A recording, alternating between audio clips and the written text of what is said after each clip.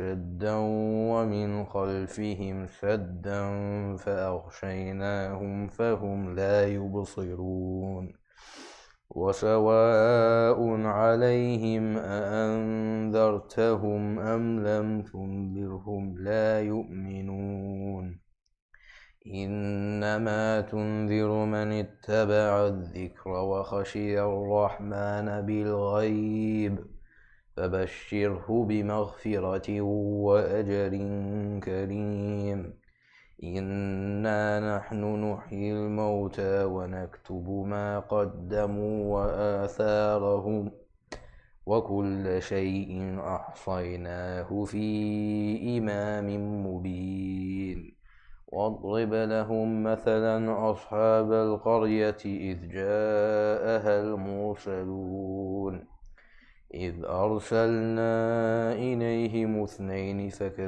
فكذبوهما فعززنا بثالث فقالوا إنا إليكم مرسلون قالوا ما أنتم إلا بشر مثلنا وما أنزل الرحمن من شيء إن أنتم إلا تكذبون قالوا ربنا يعلم إنا إليكم لمرسلون وما علينا إلا البلاغ المبين قالوا إنا تطيرنا بكم لئن لم تنتهوا لنرجمنكم وليمسنكم منا عذاب أليم قالوا طائركم معكم أئن ذكرتم بل أنتم قوم مسرفون وجاء من أقصى المدينة رجل يسعى قال يا قوم اتبعوا المرسلين اتبعوا من لا يسألكم أجرا وهم مهتدون وما لي لا أعبد الذي فطرني وإليه ترجعون أأتخذ من دونه آلهة إن يردني الرحمن بضر لا تغن عني شفاعتهم شيئا ولا ينقذون إني إذا لفي ضلال مبين إني آمنت بربكم فاسمعون قيل ادخل الجنة قال يا ليت قومي يعلمون بما غفر لي ربي وجعلني من المكرمين وما أنزلنا على قومه من بعده من جند من السماء وما كنا منزلين إن كانت إلا صيحة واحدة فإذا هم خامدون يا حسرة على العباد ما يأتيهم من رسول إلا كانوا به يستهزئون ألم يروا كم أهلكنا قبلهم من القرون أنهم إليهم لا يرجعون وإن كل لما جميع لدينا محضرون وآية لهم الأرض الميتة أحييناها وأخرجنا منها حبا فمنه يأكلون وجعلنا فيها جنات من نخيل وأعناب وفجرنا فيها من العيون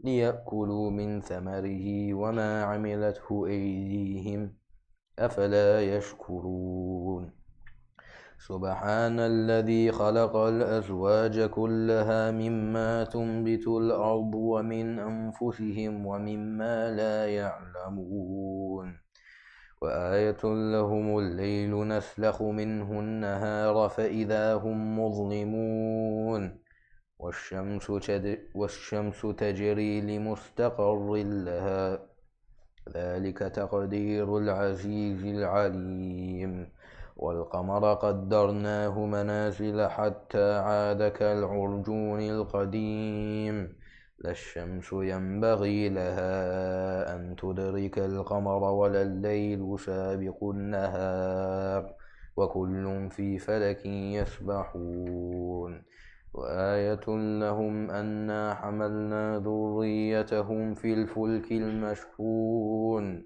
وخلقنا لهم من مثله ما يركبون وإن نشأ نغرقهم فلا صريخ لهم ولا هم ينقذون إلا رحمة منا ومتاعا إلى حين وإذا قيل لهم اتقوا ما بين أيديكم وما خلفكم لعلكم ترحمون وما تأتيهم من آية من آيات ربهم إلا كانوا عنها معرضين وإذا قيل لهم أنفقوا مما رزقكم الله قال الذين كفروا للذين آمنوا أنطعم من لو يشاء الله أطعمه إن أنتم إلا في ضلال مبين ويقولون متى هذا الوعد إن كنتم صادقين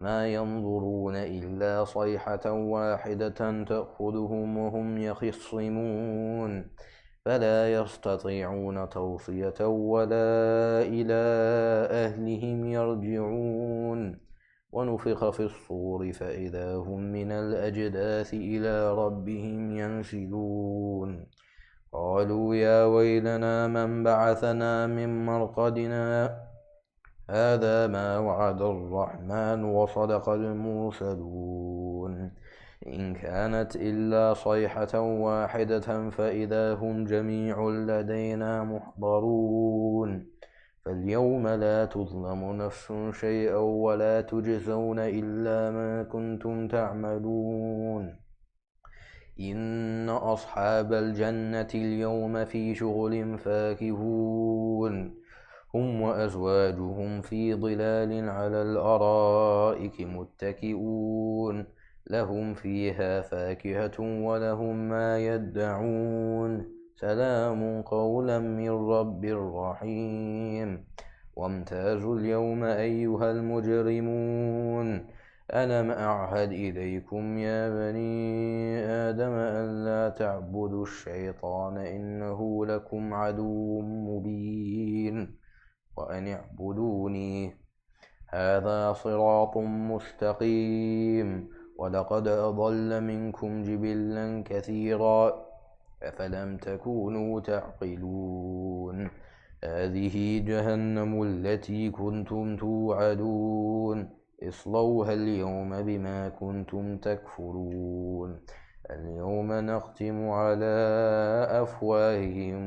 أفواههم وتكلمنا أيديهم وتشهد أرجلهم بما كانوا يكسبون ولو نشاء لطمسنا على أعينهم فاستبقوا الصراط فأنى يبصرون ولو نشاء لمسخناهم على مكانتهم فما استطاعوا مضيا ولا يرجعون ومن نعمره ننكسه في الخلق أفلا يعقلون وما علمناه الشعر وما ينبغي له إن هو إلا ذكر وقرآن مبين لينذر من كان حيا ويحق القول على الكافرين أولم يروا أنا خلقنا لهم مما عملت أيدينا أنعاما فهم لها مالكون وذللناها لهم فمنها ركوبهم ومنها يأكلون ولهم فيها منافع ومشارب أفلا يشكرون واتخذوا من دون الله آلهة لعلهم ينصرون لا يستطيعون نصرهم وهم لهم جند محضرون فلا يحزنك قولهم إنا نعلم ما يسرون وما يعلنون أولم ير الإنسان أنا خلقناه من نطفة فإذا هو خصيم مبين وضرب لنا مثلا ونسي خلقه قال من يحيي العظام وهي رميم قل يحييها الذي أنشأها أول مرة وهو بكل خلق عليم الذي جعل لكم من الشجر الأخضر نارا فإذا أنتم منه توقدون أوليس الذي خلق السماوات والأرض بقادر على أن يخلق مثلهم بلى وهو الخلاق العليم إنما أمره إذا أراد شيئا أن يقول له كن فيكون فسبحان الذي بيده ملكوت كل شيء وإليه ترجعون صل على محمد.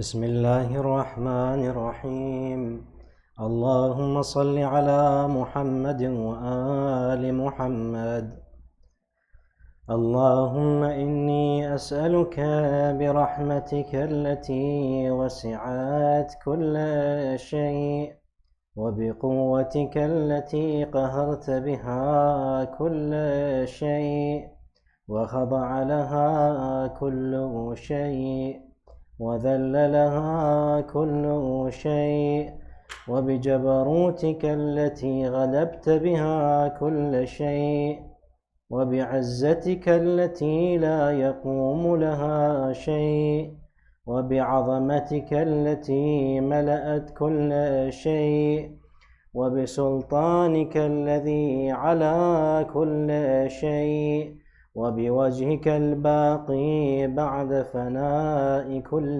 شيء وبأسمائك التي ملأت أركان كل شيء وبعلمك الذي أحاط بكل شيء وبنور وجهك الذي أضاء له كل شيء يا نور يا قدوس يا أول الأولين ويا آخر الآخرين اللهم اغفر لي الذنوب التي تهتك العصام اللهم اغفر لي الذنوب التي تنزل النقام اللهم اغفر لي الذنوب التي تغير النعم اللهم اغفر لي الذنوب التي تحبس الدعاء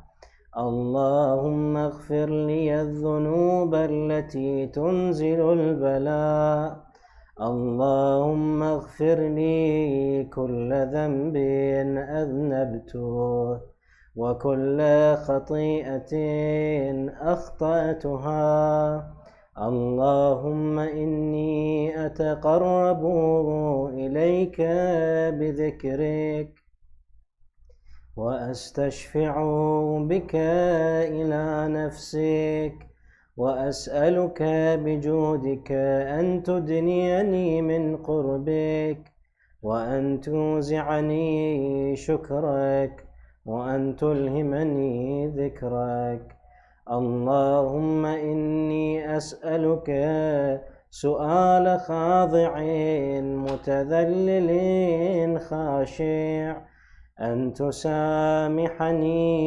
وترحمني وتجعلني بقسمك راضيا قانعا وفي جميع الأحوال متواضعا اللهم وأسألك سؤال من اشتدت فاقته وأنزل بك عند الشدائد حاجته وعظم فيما عندك رغبته. اللهم عظم سلطانك وعلى مكانك وخفي مكرك وظهر أمرك وغلب قهرك وجرت قدرتك ولا يمكن الفرار من حكومتك. اللهم لا أجد لذنوبي غافرا ولا لقبائحي ساترا ولا لشيء من عمل القبيح بالحسن مبدلا غيرك. لا إله إلا أنت سبحانك وبحمدك ظلمت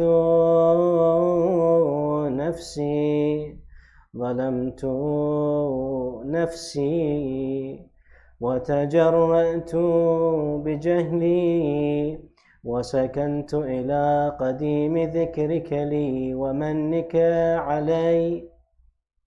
اللهم مولاي كم من قبيح سترته وكم من فادح من البلاء أقلته وكم من عثار وقيته وكم من مكروه دفعته وكم من ثناء جميل لست أهلا له نشرته. اللهم عظم بلائي وأفرط بي سوء حالي وقصرت بي أعمالي وقعدت بي أغلالي وحبسني عن نفعي بعد أملي وخدعتني الدنيا بغرورها ونفسي بخيانتها ومطالي يا سيدي. فأسألك بعزتك ألا يحجب عنك دعائي سوء عملي وفعالي ولا تفضحني بخفي ما اطلعت عليه من سري ولا تعاجلني بالعقوبة على ما عملته في خلواتي من سوء فعلي وإساءتي ودوام تفريطي وجهالتي وكثرة شهواتي وغفلتي. وكن اللهم بعزتك لي في الأحوال كلها رؤوفا وعلي في جميع الأمور عطوفا. إلهي وربي من لي غيرك أسأله كشف ضري والنظر في أمري. إلهي ومولاي أجريت علي حكما اتبعت فيه هوى نفسي ولم أحترس فيه من تزيين عدوي فغرني بما أهوى وأسعده على ذلك القضاء فتجاوزت بما جرى علي من ذلك بعض حدودك وخالفت بعض أوامرك فلك الحجة علي في جميع ذلك ولا حجة لي فيما جرى علي فيه قضاؤك وألزمني حكمك وبلاؤك. وقد أتيتك يا إلهي بعد تقصيري وإسرافي على نفسي معتذرا نادما منكسرا مستقيلا مستغفرا منيبا مقرا مذعنا معترفا لا أجد مفرا مما كان مني ولا مفزعا أتوجه إليه في أمري غير قبولك عذري وإدخالك إياي في سعة من رحمتك اللهم فاقبل عذري وارحم شدة ضري وفكني من شدي وثاقي يا رب ارحم ضعف بدني ورقة جلدي ودقة عظمي يا من بدأ خلقي وذكري وتربيتي وبري وتغذيتي هبني لابتداء كرمك وسالفي برك بي يا إلهي وسيدي وربي أتراك معذبي بنارك بعد توحيدك وبعد ما انطوى عليه قلبي من معرفتك ولهج به لساني من ذكرك واعتقده ضميري من حبك وبعد صدق اعترافي ودعائي خاضعا لربوبيتك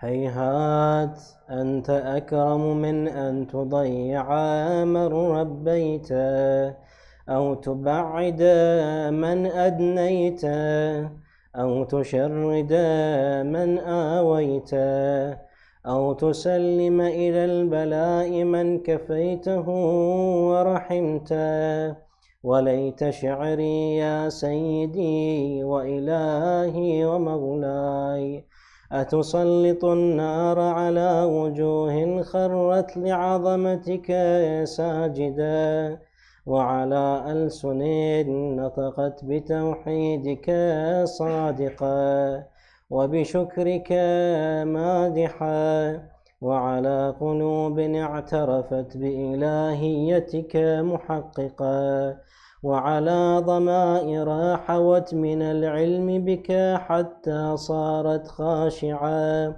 وعلى جوارح سعت إلى أوطان تعبدك طائعة وأشارت باستغفارك مذعنا ما هكذا الظن بك ولا أخبرنا بفضلك عنك يا كريم يا ربي وأنت تعلم ضعفي عن قليل من بلاء الدنيا وعقوباتها وما يجري فيها من المكاره على أهلها على أن ذلك بلاء ومكروه قليل مكثوه يسير بقاؤه قصير مدته فكيف احتمالي لبلاء الآخرة وجليل وقوع المكاره فيها وهو بلاء تطول مدته ويدوم مقامه ولا يخفف عن أهله لأنه لا يكون إلا عن غضبك وانتقامك وسخطك وهذا ما لا تقوم له السماوات والأرض يا سيدي فكيف بي وأنا عبدك الضعيف الذليل الحقير المسكين المستكين يا إلهي وربي وسيدي ومولاي، لأي الأمور إليك أشكو، ولما منها أضج وأبكي، لأليم العذاب وشدته أم لطول البلاء ومدته؟ فلئن صيرتني للعقوبات مع أعدائك، وجمعت بيني وبين أهل بلائك، وفرقت بيني وبين أحبائك وأوليائك، فهبني يا إلهي وسيدي ومولاي وربي، صبرت على عذابك، فكيف أصبر على فراقك؟ وهبني صبرت على حر نارك، فكيف أصبر عن النظر إلى كرامتك؟ أم كيف أسكن في النار ورجائي عفوك؟ فبعزتك يا سيدي ومولاي أقسم صادقا، لئن تركتني ناطقا لأضجن إليك بين أهلها ضجيج الآملين، ولأصرخن إليك صراخ المستصرخين، ولأبكين عليك بكاء الفاقدين، ولأنادينك أين كنت يا ولي المؤمنين، يا غاية آمال العارفين، يا غياث المستغيثين، يا حبيب قلوب الصادقين، ويا إله العالمين. أفتراك سبحانك يا إلهي وبحمدك تسمع فيها صوت عبد مسلم سجن فيها بمخالفته، وذاق طعم عذابها بمعصيته، وحبس بين أطباقها بجرمه وجريرته، وهو يضج إليك ضجيج مؤمل لرحمتك، ويناديك بلسان أهل توحيدك، ويتوسل إليك بربوبيتك يا مولاي. فكيف يبقى في العذاب وهو يرجو ما سلف من حلمك؟ أم كيف تؤلمه النار وهو يأمل فضلك ورحمتك؟ أم كيف يحرقه لهيبها وأنت تسمع صوته وترى مكانه؟ أم كيف يشتمل عليه زفيرها وأنت تعلم ضعفه؟ أم كيف يتقلقل بين أطباقها وأنت تعلم صدقه؟ أم كيف تزجره زبانيتها وهو يناديك يا ربه؟ أم كيف يرجو فضلك في عتقه منها فتتركه فيها؟ هيهات ما ذلك الظن بك ولا المعروف من فضلك، ولا مشبه لما عاملت به الموحدين من برك وإحسانك.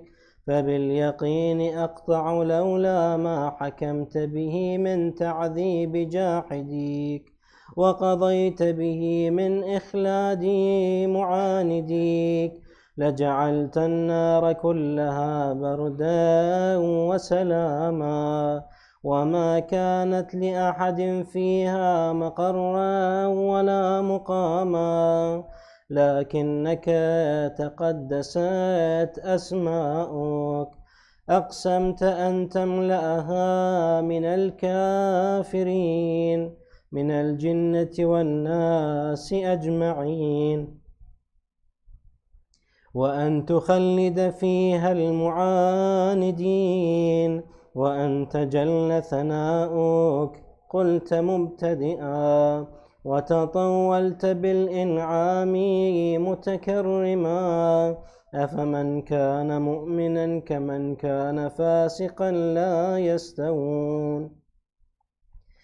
إلهي وسيدي، فأسألك بالقدرة التي قدرتها، وبالقضية التي حتمتها وحكمتها، وغلبت من عليه أجريتها، أن تهب لي في هذه الليلة وفي هذه الساعة كل جرم أجرمته، وكل ذنب أذنبته، وكل قبيح أسررته، وكل جهل عملته، كتمته أو أعلنته، أخفيته أو أظهرته، وكل سيئة أمرت بإثباتها الكرام الكاتبين الذين وكلتهم بحفظ ما يكون مني، وجعلتهم شهودا علي مع جوارحي، وكنت أنت الرقيب علي من ورائهم والشاهد لما خفي عنهم، وبرحمتك أخفيت، وبفضلك سترت، وأن توفر حظي من كل خير تنزله، أو إحسان تفضله، أو بر تنشره، أو رزق تبسطه، أو ذنب تغفره، أو خطأ تستره يا ربي يا ربي. يا إلهي وسيدي ومولاي ومالك رقي، يا من بيده ناصيتي، يا عليما بضري ومسكنتي، يا خبيرا بفقري وفاقتي يا ربي يا ربي. أسألك بحقك وقدسك وأعظم صفاتك وأسمائك أن تجعل أوقاتي في الليل والنهار بذكرك معمورة، وبخدمتك موصولة، وأعمالي عندك مقبولة، حتى تكون أعمالي وأورادي كلها وردا واحدا، وحالي في خدمتك سرمدا يا سيدي، يا من عليه معولي، يا من إليه شكوت أحوالي يا ربي يا ربي يا رب. قو على خدمتك جوارحي، واشدد على العزيمة جوانحي، وهب لي الجد في خشيتك، والدوام في الاتصال بخدمتك، حتى أسرح إليك في ميادين السابقين، وأسرع إليك في المبادرين، وأشتاق إلى قربك في المشتاقين، وأدنو منك دنو المخلصين، وأخافك مخافة الموقنين، وأجتمع في جوارك مع المؤمنين. اللهم ومن أرادني بسوء فأرد، ومن كادني فكيد، واجعلني من أحسن عبيدك نصيبا عندك، وأقربهم منزلة منك، وأخصهم زلفة لديك، فإنه لا ينال ذلك إلا بفضلك. وجد لي بجودك، واعطف علي بمجدك، واحفظني برحمتك، واجعل لساني بذكرك لهجا، وقلبي بحبك متيما، ومن علي بحسن إجابتك، وأقلني عثرتي، واغفر زلتي. فإنك قضيت على عبادك بعبادتك، وأمرتهم بدعائك، وضمنت لهم الإجابة. فإليك يا ربي نصبت وجهي، وإليك يا ربي مددت يدي، فبعزتك استجب لي دعائي، وبلغني مناي، ولا تقطع من فضلك رجائي، واكفني شر الجن والإنس من أعدائي. يا سريع الرضا اغفر لمن لا يملك إلا الدعاء، فإنك فعال لما تشاء، يا من اسمه دواء، وذكره شفاء، وطاعته غنى. ارحم من رأس ماله الرجاء، وسلاحه البكاء. يا سابغ النعم، يا دافع النقم، يا نور المستوحشين في الظلام، يا عالما لا يعلم، صل على محمد وآل محمد، وافعل بي ما أنت أهله. وصلى الله على رسوله والأئمة الميامين من آله، وسلم تسليما كثيرا. الله صل على محمد. أحسنتم.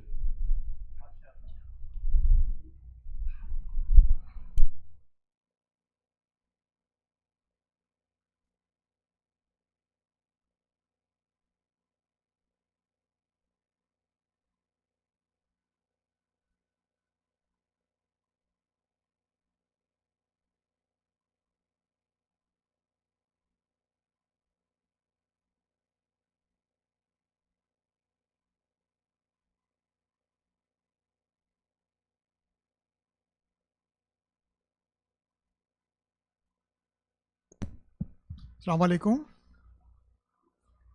Just to remind of upcoming programs tomorrow, day of Jumma, Jumma Salat, inshallah, Wal Waqt 122. We'll do the Jama Salat here, led by our Rasul Ali Maulana Sayyid Saghir Hussain. On Saturday, we do Fajr's Jama Salat 5 a.m. If you can join us, anyone, ladies, gents, kids. And then we do some sports activity also after breakfast here on every Saturday at 5 a.m. On Saturday evening, Saturday actually is the day of 15th Zulhijj. which actually is the wiladat of our Imam Ali Naqi alayhi salam. Allahumma salli ala Muhammad wa ali Muhammad. So inshallah we'll celebrate that wiladat here at this center in the evening. 7:45 we'll start with inshallah recitation of Quran Hadith Qissa, followed by manqabat and lecture by Rasul. On Monday, that's the 18th of Dhilaj, Eid-e-Ghadir. Inshallah, we'll celebrate here. We have a visiting speaker from Niagara Falls area, Brother Sadiq, Dr. Sadiq Ismail. Inshallah, he'll come here for the lecture on Eid-e-Ghadir, which is Tuesday. Inshallah, we'll start the same 7:45 with the Quran, Hadith Qissa, manqabat, followed by, inshallah, the lecture by Dr. Sadiq Ismail. And then Shabe Jumma, same 7:30 we'll start. Next Thursday we'll also commemorate the shahadat of the sons of Hazrat Muslim ibn Aqil. Allahumma salli ala Muhammad wa ali Muhammad. And request for Surah Fatiha as usual for those people who are no longer with us, and the sponsors of Tabarruk tonight, whoever has prepared and help us with that. Please remember these marhumeen of Ghulam Hussain Mauladina family, Ghulam Hussain Khaki family, Musa Virji family, Ahmad Danji Kara family, Ramzan Ali Manik, Leela Bai Manik, Amir Sundar ji, Hasnain Rahim, Yusuf Ali Ghulam Hussain Mauladina, marhum Inayat Ali Malik, marhum Nazir Ghulam Hussain, marhum Fida Ghulam Hussain, marhuma Amin Jevraj, all are marhumeen, Kul Mu'mineen and Mu'minat, Muslimeen and Muslimat. Al-Fatiha. Bismillah ar-Rahman ar-Rahim.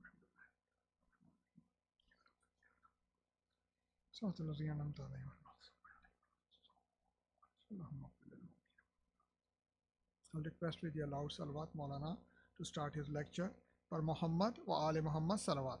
Allah.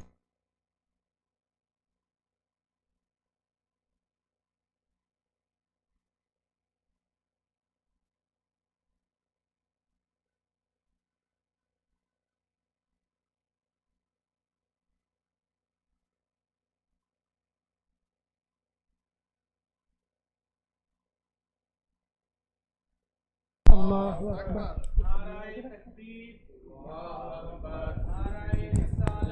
Ya Rasulallah. Ya Rasulallah. Ya Ali. Ya Ali. Allahumma salli ala Muhammad wa ali Muhammad. A'udhu billahi minash shaitanir rajim. Bismillahir Rahmanir Rahim. Alhamdulillahi Rabbil Alameen. Thumma salatu wa salamu ala Sayyidina Muhammad wa itratihi at-tahirin. Allahumma salli ala Muhammad wa ali Muhammad. Amma ba'd, faqad qala al-Imam as-Sadiq alayhi salam, إذا أراد الله بعبد خيرا فقهه في الدين. Now have a salawat. Allahumma salli ala Muhammad wa ali Muhammad.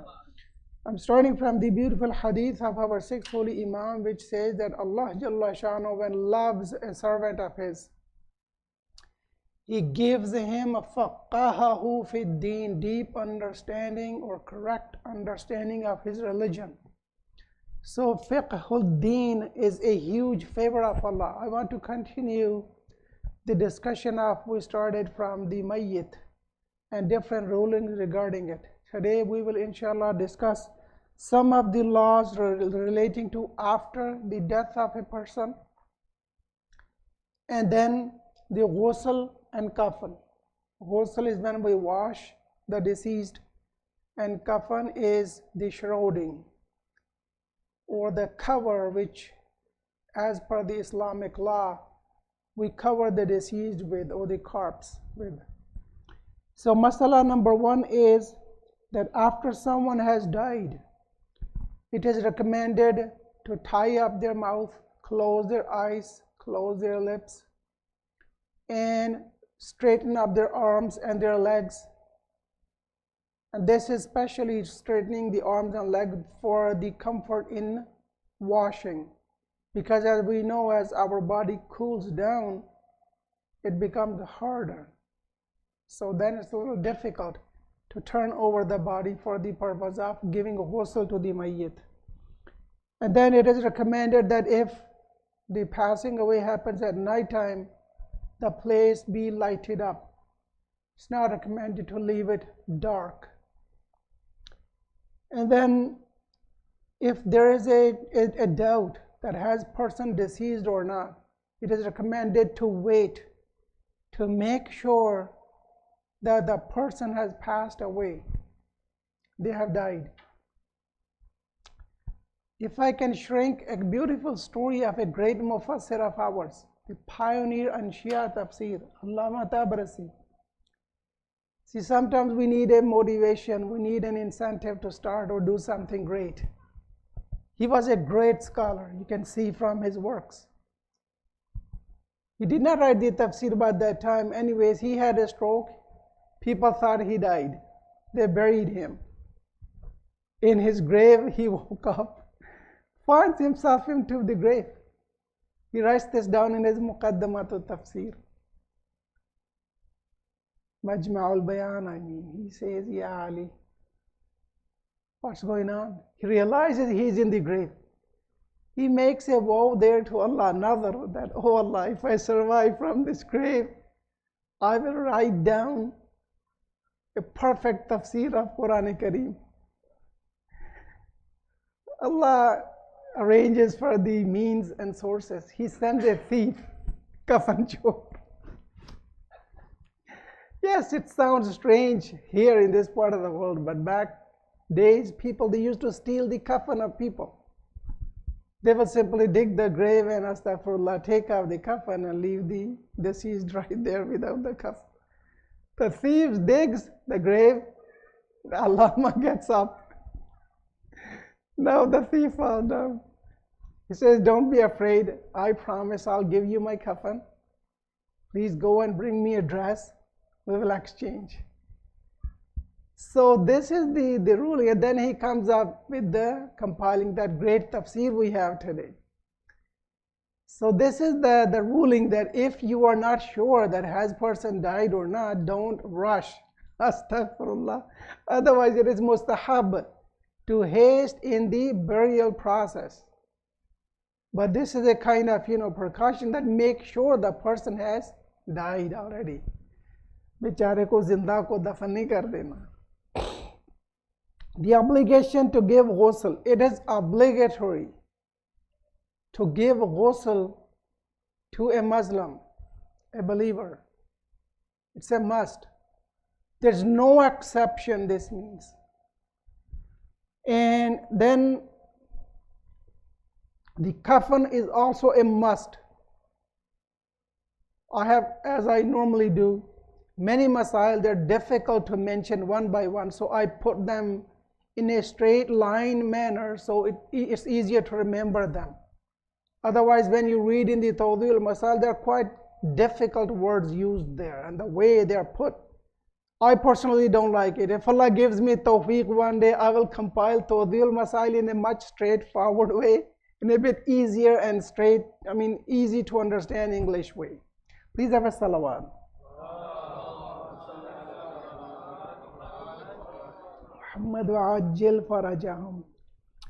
There must be a guardian who should allow for the rituals of the mayyit. How about if a guardian is not present? Then remember, it's a wajibul kifai, al-wajibul kifai rather. It's a collective obligation. The obligation is directed to all of the believers then. Then two things happen. Number one, no permission is required. And there's an exception. How about a wali is afar, but they can get in touch with somebody and appoint? Yes, through appointment they can take charge of those rituals. It is wajib on the wali to take care of all these rituals, or to appoint someone. As we have nowadays, the most developed system, that we appoint, let's say in our case, our organization ISIJ, the relatives of the deceased, they call them, and then they take the charge. They take care of the ghusl, kafan, and dafan of the mayyit. as we have witnessed it many times. The other masala here is that wajib kifai, as we know, the collective obligation. If few of us or one of us does it, it's taken away from all of the other believers, the rest of the believers. But if the opposite, if no one does it, everybody has committed a sin. सबने गुनाह किया है, क्योंकि because none of them they did it. Okay.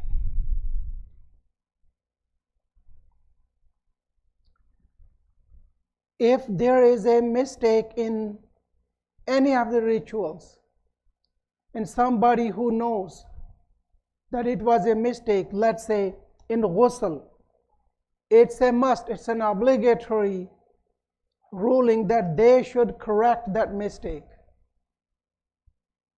We cannot say, well, ye log kya kahenge, what will people say, oh, well, let it go. No, it's a must. And if you do not do it, you have committed a sin again. There's no like formality in these rituals.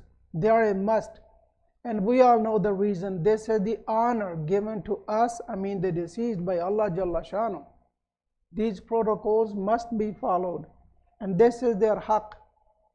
If we don't give someone's haqq, their right, we are held responsible for this. So that action, whichever was done incorrect, that should be done correctly. Now the guardian of a woman is their husband. There's a complex issue of guardianship when it comes to multiple tiers. The easiest way to know is the way we have the inheritance laws laid out. So first it's awlad. So let's say a mayyit. The guardianship will become complex when the father of the mayyit and the son of the mayyit both are present. Because father, being the father, has walaya on the son. But as per the inheritance ruling, the son is the wali of the mayyit. So yani grandson and grandfather. So they have contention of walaya on the father. Because as per the law of inheritance, the son is the wali. But as for the, as we say, urf, the father has the walayat on the son, the deceased one. Or if there's a paternal brother and maternal brother, they both are left up. Who has the precedence? Or if imamu or chacha are present, paternal uncle or maternal uncle, who has the precedence? Ayatollah Sistani Hafidhahullah says that requisite precautionary action must be taken. Speak to both of them. What do you guys want to do? They're not there to astaghfirullah fight on the rituals of a deceased. So one of them, they will give their permission or do it. So inshallah it is done on the behalf of others. If there are a number of guardians, the permission of one of them will suffice. If there are many, one of them permits, proceed with the rituals, it's enough. The guardian must not be a non-baligh child or somebody who is insane. And similarly, a person who is absent cannot personally undertake these rituals or these duties. He cannot be a guardian, as I spoke in the previous masala. Now let's move to the method of performing the ghusl given to a mayyit, a corpse. We all know we have three types of ghusl for a mayyit. Ghusl number one is to be given with sidr leaves. Sidr जिसको हम berry कहते हैं ना, lote tree. I'm not sure if lote is the correct. It's kind of berry. We all know what berry is, right? Berry का दरख्त जो होता है उर्दू में हम जिसे कहते हैं. British English I found lote tree.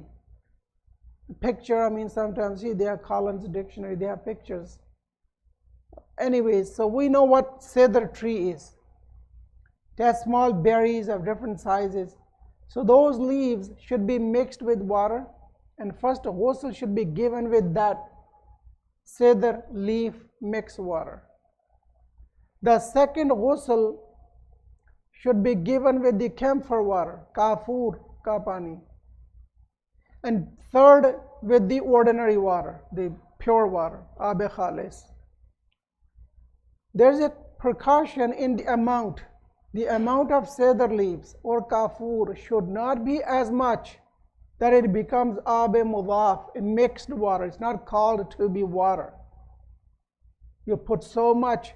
I mean, just to give you an idea, half a teaspoon of kafur should do. Max a teaspoon. Not more than that. You don't need that much. Or another sign is, I mean, you should not add something into the pure water that it changes its color or its, fragrance. When you enter the room where the ghusl is being performed, it should not be that strong smell that you cannot say this is like normal water. It's too much of it.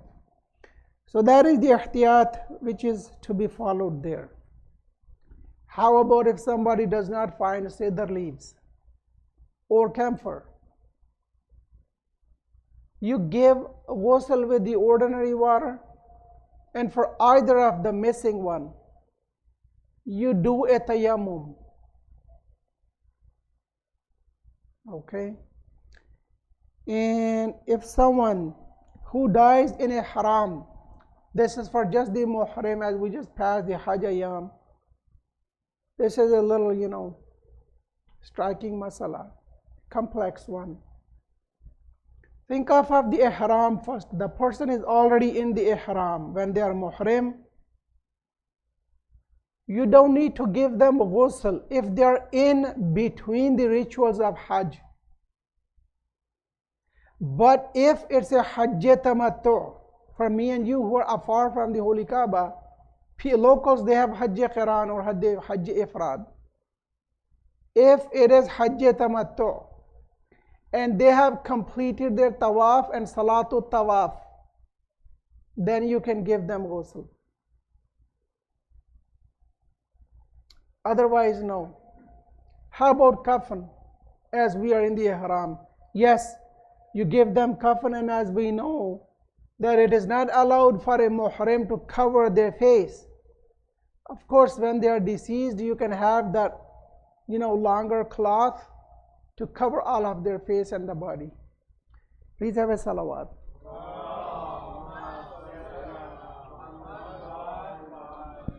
I know there are quite many masail, but I'm going a bit slow, so we understand them, inshallah.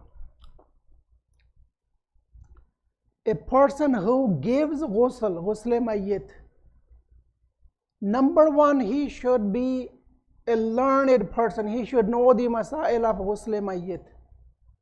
A jahil cannot give ghusl mayyit.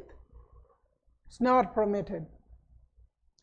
Number two, how about their age? Even a mumayyiz, somebody who can discern between right and wrong. They could be 8 years of age, 10 years of age. I know some kids, they are so intelligent and they do things so accurately. If they know how to give ghusl, Islam has no bias against their age. They can do ghusl mayyit. The condition is they have to know it accurately, how to do ghusl mayyit, give ghusl mayyit to the mayyit. Now, it can be 1, 2, 3, 4, 5 people. As we know, one is to pour water, the other one is to wash it. Now, who can give ghusl mayyit? Number one, be known. Husband and wife, they both can give ghusl to one another, to each other. And they are the only one who can even give ghusl without covering the dead body with a cloth. So it does not have to be under a cover, which is mustahab even for a husband and wife to put a cloth on the mayyit and then wash it under that cloth, under the cover. Who else from the mahram? Any mahram can go give ghusl to the mahram. But if there is no idtirar, no urgency, then a male should give only ghusl to a male mayyit and a female to only a female mayyit. In situations, God forbid, this was back days when it was a caravan, let's say they were traveling relatives, and God forbid a son had to give ghusl to a mother. So they can do that because they have to proceed with the ghusl and dafn. Those days there were no like arrangements to carry the mayyit for few hundred miles and take it to back home. And it is also mustahab to bury the mayyit wherever they pass away. So in that case, let's say if an opposite gender, which is mahram, they give ghusl, it's okay because there's no other way. Now coming back to the cloth of the kafan, there are wajib 3 pieces of cloth in kafan and recommended are 5. What are the obligatory? Number 1. Number 1 is the loin cloth, जिसको हम लुंगी नहीं कहते. Something you wrap around your waist. Lungi is the best word I could find. Lungi is the loin cloth which should cover from our navel, see the belly button, from navel to the calf, pindali tak. That is the obligation. But it's better that if it's long enough to cover our chest to all the way our feet. So I gave you minimum and maximum, recommended and obligatory rather. So obligatory is from the navel to the calf, recommended is from the chest to all the way to cover the feet even.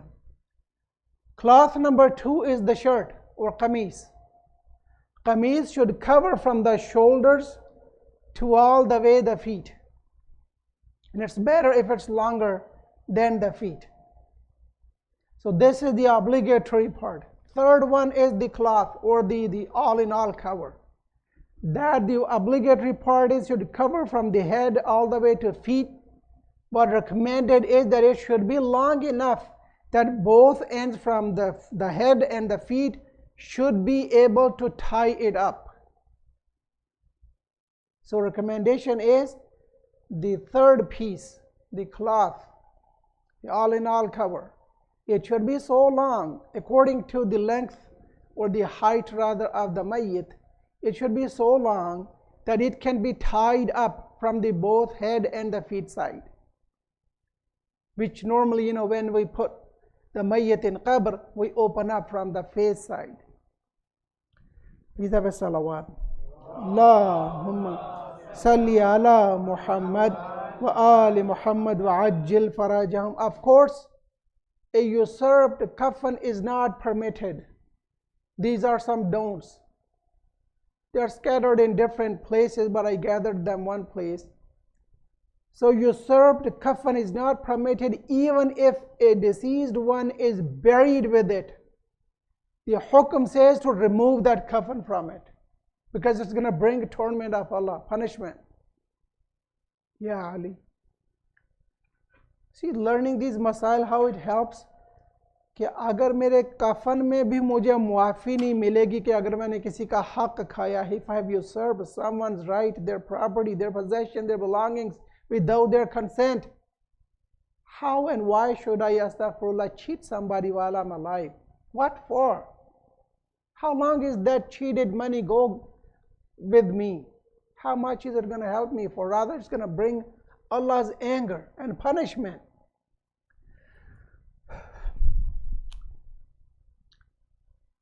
Haram meat animals hide their skin.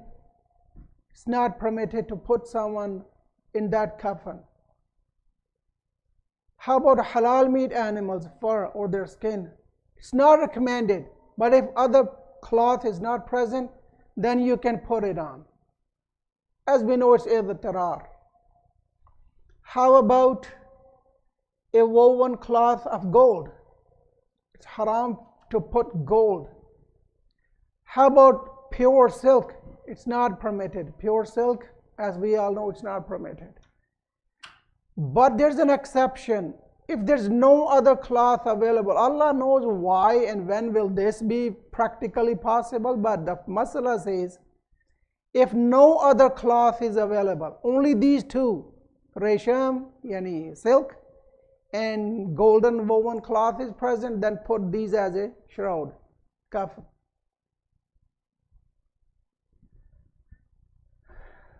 striking issue. May Allah protect us all, but this is the part of the system Allah has set for us. A miscarried baby. I get few calls in last, I guess, I don't know, a year. The hukm is quite harsh, but this is how we are taught by Allah Jalla Shanu. If there's a miscarriage and the baby has completed 4 months, it's an obligation to give ghusl to that baby. How about less than 4? Easier to remember. If the formation of the basic physical structure, let's say shoulders, head, has been formed, still it's obligatory to give ghusl. So I repeat this masala. If there's a miscarriage and the baby has completed 4 months or older, then of course it's clear cut. It's an obligatory ghusl. I mean, it becomes obligatory to give ghusl to this baby. And if the baby is less than 16 weeks or 17 weeks, about 4 months, if they're less than that, but their body, their physical structure has been built up. You can see, I mean, nowadays, I mean, in the screens, you can see the formation process that the baby has the head formed, the shoulders, the body. You can see the basic structure. Then it's an obligation to give ghusl to this miscarried baby. If less than that, I mean, the body is not recognizable, and more likely it's a kind of, clot, then you don't need to give ghusl. You just wrap it up in a piece of cloth and you bury it. Please have a salawat.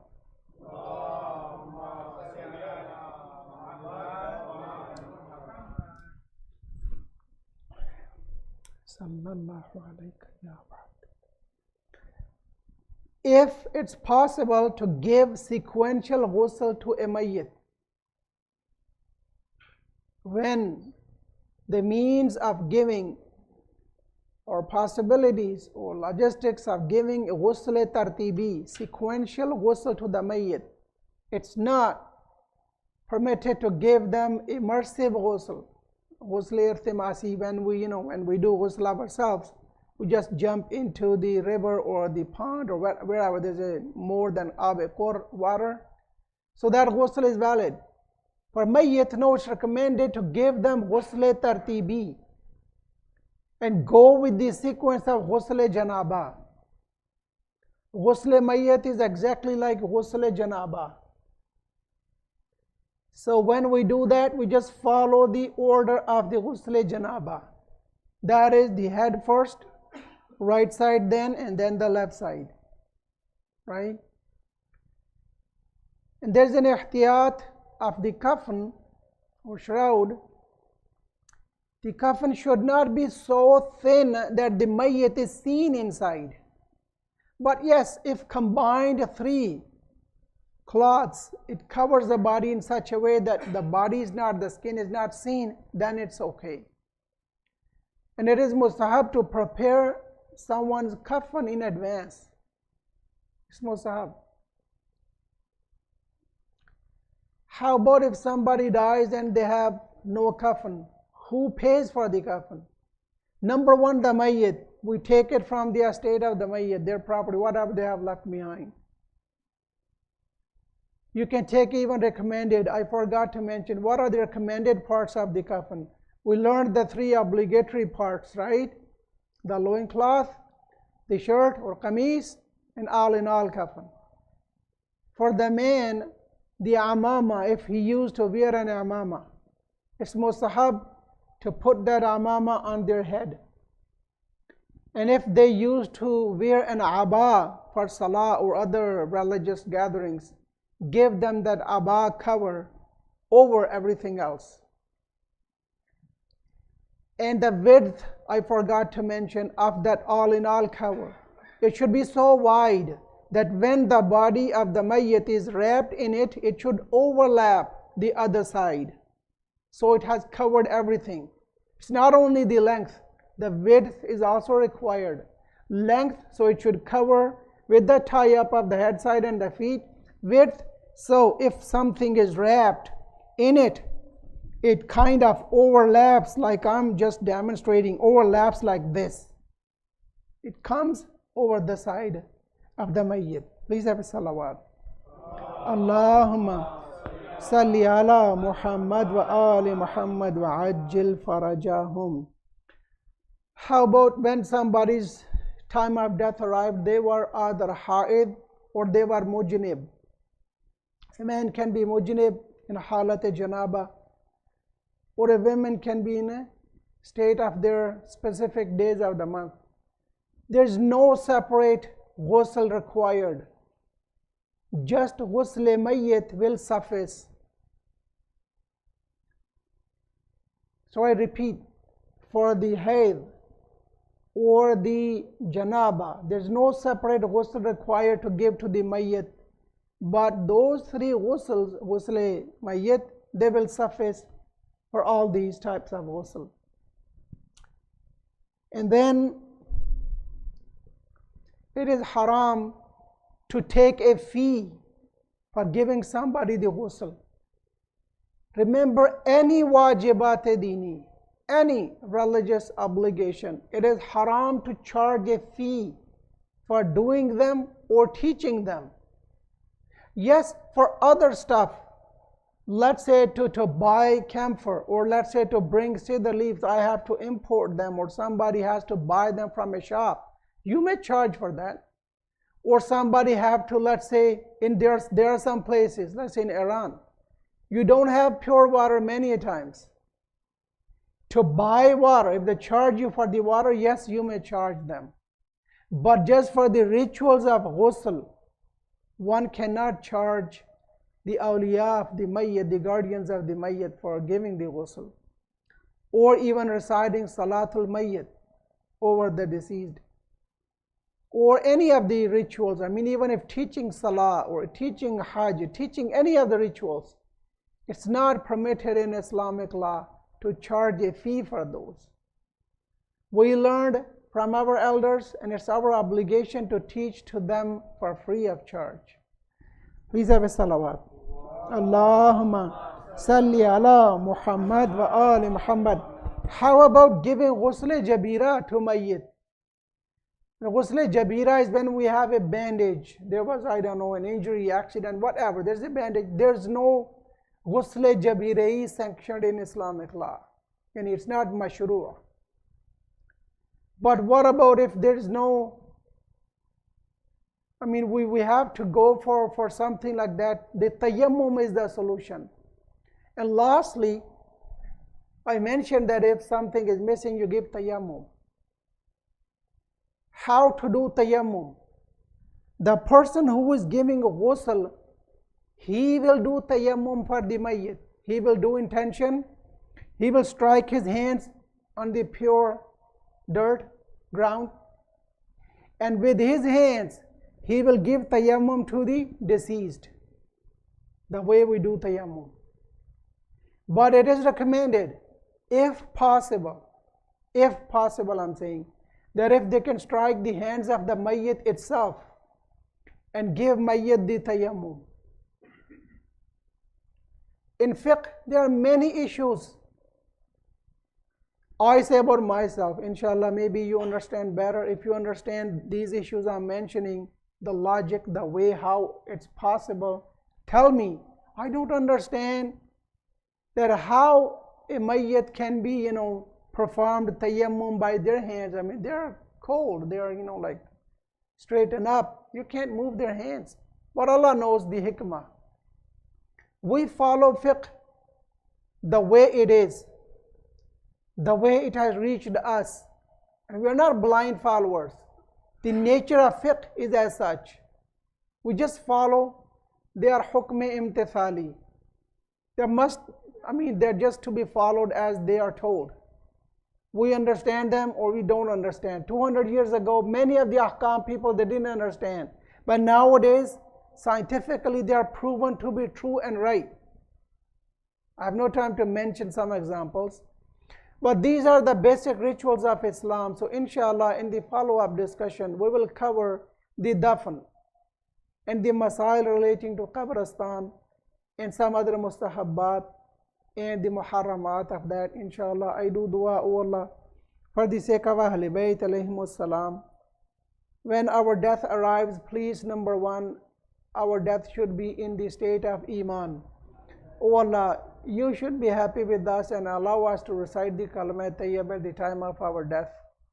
رَبَّنَا اغْفِرْ لِي وَلِوَالِدَيَّ وَلِلْمُؤْمِنِينَ يَوْمَ يَقُومُ الْحِسَابِ اللهم عجل لوليك الفرج وجعلنا من أعوانه وأنصاره وأصحابه مع ذكر صلوات اللهم صل على محمد وآل Muhammad. I think I covered pretty much of Masail. We are still here as we have refreshments. If you have any questions, please feel free to discuss. Thank you.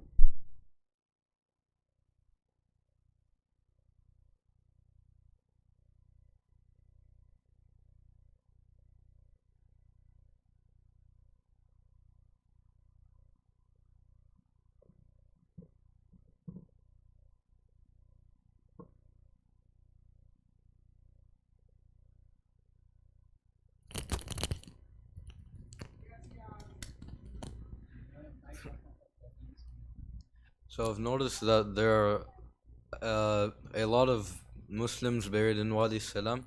Some are thought that there's no room to go in between. So is there istihbab in being buried in Wadi Salam? Yes, it is highly recommended. We have lots of rawayat to be buried there. Remember, amakin, plural of makan, they have a huge impact. And some places they charge you a lot of money. I was in Qom. Astaghfirullah. I mean, if somebody wants to be buried in the Dhari of Masuma Qom, Salamullahi alayha, those days it was 30 million tuman. I don't know how much it is today. 30 million was a lot of money those days. So yes. Sisters, if you have any questions, please pass them over. We were not planned for the Q&A, but it's nothing wrong because we have quite a time. We can even serve tea and everything. Yes, Mushtaq bhai. You mentioned three types of water, right? Regards to, you mentioned the three waters, right? With kafur, right? Camphor, cedar leaves, and plain water, pure right? water, yes, pure water, ordinary water. You mentioned something about tayammum in that same phase. I got confused at that time. If you don't have camphor, let's say, do a tayammum for that missing part. Okay, so it's only one of those you yes, need to do. if one of those. Okay, if fine. both are missing, you do two tayammums. Okay, and I think if I've missed it, the body, as soon as it happens, you need to face it towards Qibla, right? Or something like that. When do you move the body towards the Qibla? That was in ihtidar. Somebody is about to die. They are still alive. Yeah. Muhtadar ke ahkamat mein we mentioned. Okay. For mayyit, no, you number one, look at the facility. They are supposed to be prepared in such a way. We are Muslims, alhamdulillah. We know tomorrow I'm going to give ghusl to mayyits here, right? So mayyit should be it should be placed as such that its head, let's say just to demonstrate, our qibla from here is this way, okay? So the mayyit should be placed in this manner, that the head is on my right and the feet are on my left. Head is on that side. Head on the right. And same goes with the janaza, the salatul mayyit. If you notice, whenever we have salat mayyit here, we put the deceased in such a way that the head is this way, the feet are that way. And when they are in the qabr, as you asked, it's good to go with the relevance. We just tilt them the same style, but we tilt their face towards the qibla. We put them on their side. And the other question was husband and wife, right? They don't need to cover the body when they're doing. But the question arises, if they are the only people present, right? If there's somebody else? No. Yes, when there are other people, because you are the only mahram, husband and wife. So you have to cover the mayyit because of the others, yes. Yeah, but that was the masala for the sake of the supposition that if they are the only person present. Then it's okay. Yes. Okay, fine. Otherwise, it is recommended, as you see that, I finished in half an hour. I kind of summarized many masail in sometimes in few lines. Regarding what brother is mentioning, what was the masala I wanted to mention? Yes, it is recommended to cover the mayyit, all of it, and it's obligatory to cover their private parts, regardless of who is giving ghusl. Okay? But let's say for a male, they are giving ghusl, a man to man, they have just covered their private parts, the rest of the body is naked, and they are giving ghusl, it's okay. But it's recommended, it's mustahab, to put a cloth over the entire body and give ghusl from under a cover. This might be another day you might discuss about this, but Radd Mazalim, we need more elaboration on that, even later if you can. Radd Mazalim is one hukam, brother. We don't need to hold a discussion. Yeah, Radd Mazalim is when we have caused someone a damage, intentionally or unintentionally. So that is, we have done some dhulm to them. So we undo that dhulm. How? Number one, either if we know the person and something which we did, we are man enough to go and say, brother, I'm sorry I wronged you, I did this. If astaghfirullah, you stole from somebody, you give them their money back and apologize and ask for their halaliyat, yani their forgiveness. That I'm sorry, brother, I made a mistake being a human being, and I expect that may Allah forgive you. Please forgive me. Here's your money. If you, I don't know, intentionally kicked their car, somebody did that to me. So you caused them some damage. Now the other supposition is that the person is not available. It was a car, I kicked them, they left. Now I don't know the owner, I have no address of theirs. So then what to do? You donate that much money on their behalf. That is known as Radd Mazalim, that you are sending it back or returning it to them, the damage you caused them. You can send it to your marji taqleed. There are many ways, depends what have you done. The complexity could be that it could be a, let's say, a spiritual thing. Astaghfirullah, you caused somebody. There are many crimes. Yes, if we go in depth, yes. Now the thing is, you as the next of kin, you don't know what has happened, like what has happened in this person's life. Okay, I'm the next of kin, so that's my father, for example. I can take out the Mazalim on his behalf, not knowing. No, it's not your obligation.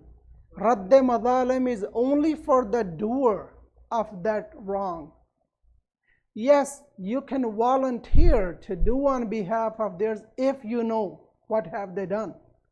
There's nothing wrong with it, but that will slightly change. Radd Mazalim relates to the person who has done something wrong themselves. It's between them and the person being wronged. And let's say what you are explaining now, if somebody's father has done something wrong, and when they pass away, the son wants to undo, yes, they can. Yes, you can. There's nothing wrong with it. But this is basically a qada, you are paying on behalf of your dad, so that will change the title a bit, but still it is doable. There's nothing wrong. Of course, rather it's recommended for a son to pay off, let's say, their parents' debt, especially they know that my father or my mother, they were indebted to somebody, they did not pay them back. Yes, because the mayyit will be punished for not paying back their debt. The mu'min's way is to be what you call fair in their dealings. Many a times our salah will be rejected if we were not fair with people. Allah has put social issues. Look at the kafan masal. That is an eye-opener. That if it's a usurped shroud, you have to take it off even if the mayyat is in the qabr, in the grave. You cannot allow it if it's a usurped kafan. This much protection of human rights. But sadly, we Muslims don't care that much. Please feel free to go for your chai and your refreshments if you're done with your questions. Sisters, if you have, yes, brother, I'll be more than happy. If you have any questions, please pass over. Yes, what is your question? Take my mic.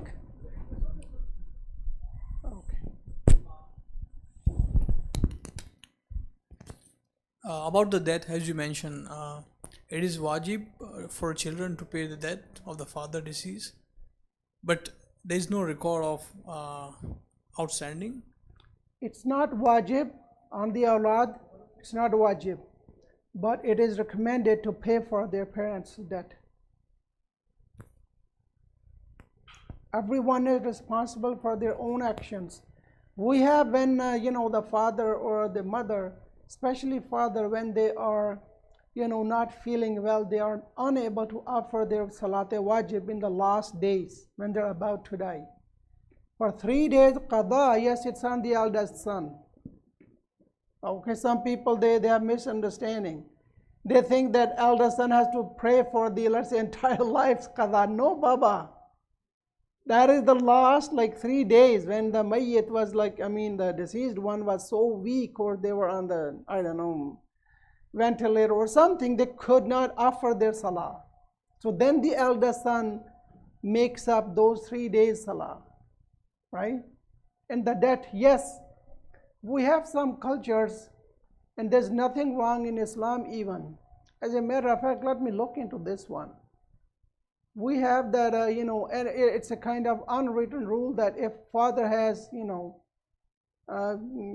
taken some money from somebody and they die, the children, they automatically paid, right? But let me have a look on this side of it, inshallah, and I'll come back to you.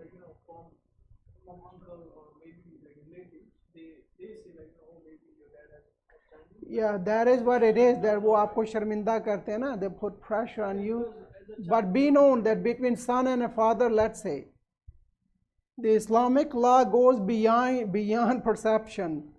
I cannot charge you interest on if I lend you some money, and you cannot do that to me, but I can do that to my son, and he can do that to me. Between father and a son, they can charge interest to one another. So if that much is allowed, then you gotta pay for whatever you took, father. Why I should have to pay? Right? But still, let me have a deeper look on that issue, because sometimes, yeah, people from here and they will come in and kind of condemn you. Oh, tumhare baap ne itna qarz liya tha, to tum de nahi rahe, kaise bete ho, this and that. From maybe $1,000, they're gonna say 10,000. How they're gonna pay? So that's why there is a kitaba. You should have put any type of, let's say, debt or lending money in writing, so you have proof that how much have I lended out and how much they have borrowed. There should be a record. Remember, the longest ayah in the Quran Kareem is about putting everything in writing when you are dealing. The ayah in Surah Al-Baqarah, right? Faktubu. Put it in writing, Allah says. Anything else? Okay, then I guess, yes. Okay, let him have his question.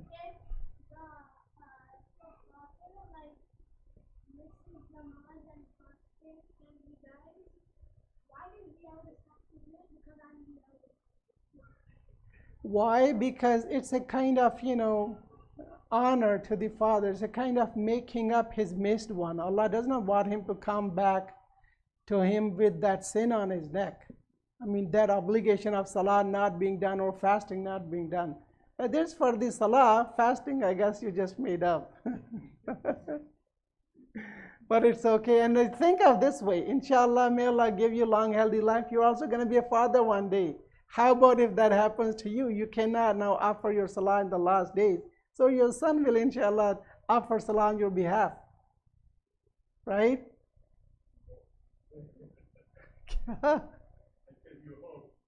No, inshallah, we hope.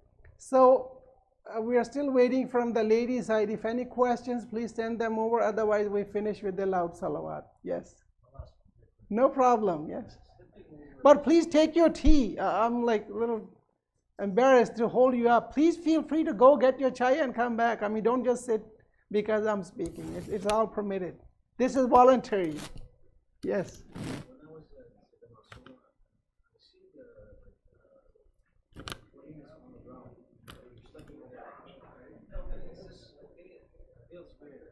Yeah, it's not okay, but see, when people are gathered and it's crowd, it's overloaded, as you see there, you cannot even find a space to stand for reciting the dua. So people, they go there to get buried for tabarruk, right? Because there are continuously angels descending there. You, me, everybody is reciting surahs there, Quran Kareem, offering salah. So when one dua is accepted, everyone there is forgiven. So it's worth it. Yes, try to if you can, possibly. It depends. See, that's why they're intelligently, put the slab stones. The gravestones, they don't engrave any ayat or any, sacred words. But try to avoid it. But be known that Ayatollah Marashi Najfi, the greatest Ayatollah and the greatest servant of the Maktab Ahl Bayt, he gathered books in the rare books, and he made the wasiyah. He was 40 years guardian of the Rawda Bibi Masuma. He put in his will, when I die, bury me in the door of the maktab. People asked, Ustad, teacher, why? It's not respectful, we will bury you in the shrine. He said, no. He said, because in the maktab, ulama are going to come to do research there. And when they're going to come, don't you remember, the angels, they, open up their wings under their feet. So when they pass by, the angels, their mercy will reach me as well. Salawat. Allahumma salli ala Muhammad wa ali Muhammad. Thank you so much for